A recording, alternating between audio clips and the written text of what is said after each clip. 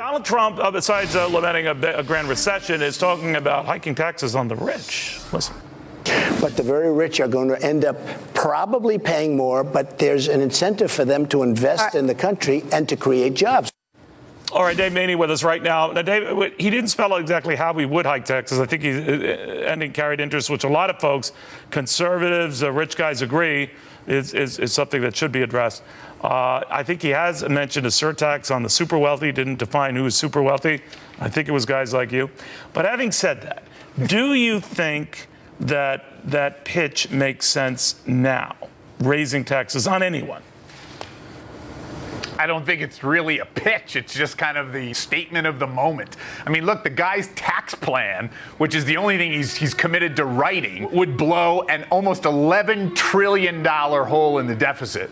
And the only thing he said he'll do on the wealthy is close loopholes that end up generating about $9 billion. That's 1/8 of 1% of the hole he blows in the deficit. And then he shows up and says, oh, maybe, surtax or this or that. It's like so much that the Donald does, it's spur of the moment nonsense.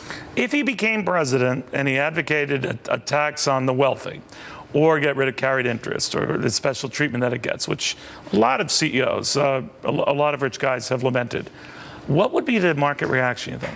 If someone came out and said, look, I've got a comprehensive deficit or debt reduction plan, and here it is. It might look something like the Simpson-Bowles plan, which, of course, was torpedoed by President Obama. I think if someone said, I've got a responsible plan in which we all pitch in and do a little bit and everybody kind of shares in the pain, I think markets would stand up and cheer wildly. But, of course, Mr. Trump is saying no reductions whatsoever in entitlement spending. And, by the way, I want to fund a national health care plan. So it's very, very, very difficult to take him seriously at all. And I don't think the markets would take, I'm going to nibble around the edges or I'm going to eliminate deduction reduction, which is what his nonsensical tax plan says.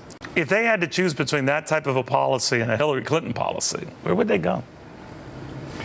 I think markets, we've talked about this a lot of times here together, Neil. I think markets dislike uncertainty. Yes. And I think he is one big bucket full of uncertainty. And if you ask me, I'm guessing that the markets would say, we'll take the devil we understand versus the one that is incoherent. Dave, thank you very much. Good seeing you again. Dave Maney.